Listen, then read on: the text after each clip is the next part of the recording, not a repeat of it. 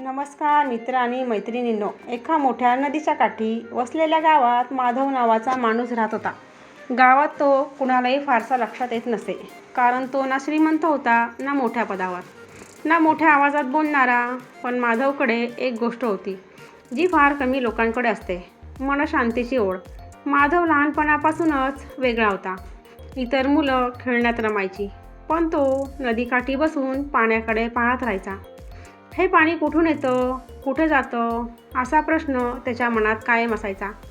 आई हसायची आणि म्हणायची, हा मुलगा मोठा झाला की साधू बनेल. पण आयुष्याला वेगळेच प्लॅन असतात. माधव मोठा झाला, वडील गेले, घराची जबाबदारी त्याच्यावर आली.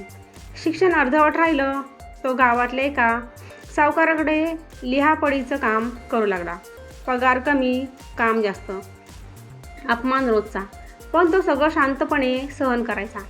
आई वारली तेव्हा त्याने पहिल्यांदा देवाकडे प्रश्न विचारला, मी कोणाचं वाईट केलं नाही, तरी माझंच आयुष्य का कठीण? देव उत्तर देत नव्हता आणि ते मौन माधवला बोचत होतं. काळ पुढे सरकला. माधवचं लग्न झालं. बायको साधी, समजूतदार. तिनेही आयुष्याला साथ दिली. पण गरिबी तशीच राहिली. घर, मुलं, जबाबदाऱ्या सगळं वाढत गेलं. एक दिवस सावकाराने माधवला बोलवलं. म्हणाला, आजपासून तू माझ्यासाठी एक खास काम करणार आहेस. ते काम होतं खोट्या कागदांवर सही करणे, गरिबांच्या जमिनी हडपणे. माधव गप्प झाला. त्याच्या आत काहीतरी तुटलं. हे मी नाही करू शकत, तो म्हणाला. सावकार हसला. मग नोकरी सोड, बाहेर पड. त्या दिवशी माधव घरी आला तेव्हा त्याच्याकडे काहीच नव्हतं. ना नोकरी, ना पैसा, ना आधार. बायको काही बोलली नाही. मुलं झोपलेली. माधव अंगणात बसून आकाशाकडे पाहत राहिला. तो रडला नाही, पण आतून कोसळला. पुढचे काही महिने फार कठीण गेले. कुठेही काम मिळेना. लोक म्हणायचे, अरे त्या सावकाराचं ऐकलं असतंच तर आज उपाशी राहावं लागलं नसतं. माधव रात्री मंदिरात जायचा. तेव्हा समोर बसू एकच प्रश्न विचारायचा, मी चुकीचं केलं का? उत्तर नव्हतं. एक दिवस गावात एक वृद्ध साधू आले. अंगावर फाटकी वस्त्र, डोळ्यात विलक्षण शांतता. तो मंदिरात बसला होता. माधव त्याच्यासमोर जाऊन बसला. काही बोलला नाही. साधू म्हणाला, तू प्रश्न विचारतोयस, पण उत्तर ऐकायला तयार नाहीयेस. माधव डचकला. माझं आयुष्य उद्ध्वस्त झालंय. साधू हसला. उद्ध्वस्त झालंय की घडायला सुरुवात झाली आहे. या वाक्याने माधव गोंधळून गेला. साधू पुढे म्हणाला, देव माणसाला कधीच ताबडतोब उत्तर देत नाही, कारण उत्तर नाही तर तयारी महत्त्वाची असते.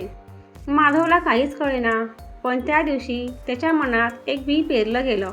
साधू गाव सोडून गेला, पण माधव बदलायला लागला. तो रोज सकाळी लवकर उठून नदीकाठी बसायचा, ध्यान करायचा, मन शांत ठेवायचा आणि जे मिळेल ते काम प्रामाणिकपणे करायचा. काळ जसा गेला तसा माधवच्या आयुष्यात छोटे बदल दिसायला लागले. गावात लोक त्याच्याकडे सल्ला घ्यायला यायला लागले. हा माणूस खोटं बोलत नाही, अशी ओळख तयार झाली. एक दिवस मोठ्या शहरातून सरकारी नोकरी समिती आली. गावातल्या जुन्या व्यवहारांची चौकशी सुरू झाली. सावकार घाबरला. माधवला साक्षीसाठी बोलावण्यात आलं. यावेळी माधव शांत होता. ना भीती, ना लोभ. त्याने सगळं सत्य सांगितलं. पुरावे दिले, कागद दाखवले. परिणाम झाला. सावकाराची सत्ता गेली. गरिबांच्या जमिनी परत मिळाल्या. आणि माधव, सरकारने त्याला गाव विकास समितीत काम दिलं. सन्मान, मानधन, प्रतिष्ठा सगळं मिळालं. पण माधव बदलला नाही. एक दिवस तो पुन्हा त्या मंदिरात बसला. देवासमोर डोळे मिटले. तो म्हणाला, देवा तू उत्तर दिलंस, पण योग्य वेळ आल्यावर. तेव्हा त्याला कळलं, देव कधीच चुकत नाही. तो आपल्याला तयार करतो. आपल्याला फक्त थांबायचं असतं. माधवचं आयुष्य उदाहरण बनलं.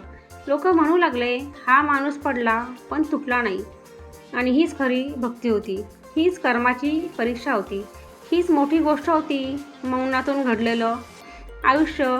मित्रांनो, तुमच्याही आयुष्यात कधी वाटेल देव ऐकत नाही, काहीच बोलत नाही, पण लक्षात ठेवा, तो काम करत असतो शांतपणे, खोलवर. ही कथा मनापासून आवडली असेल तर व्हिडिओला लाईक करा, आपल्या माणसांपर्यंत शेअर करा आणि भक्ती प्रेरणादायी कथा ऐकण्यासाठी स्वाती मोटिवेशनल स्टोरी चॅनलला सबस्क्राईब करायला विसरू नका. नमस्कार.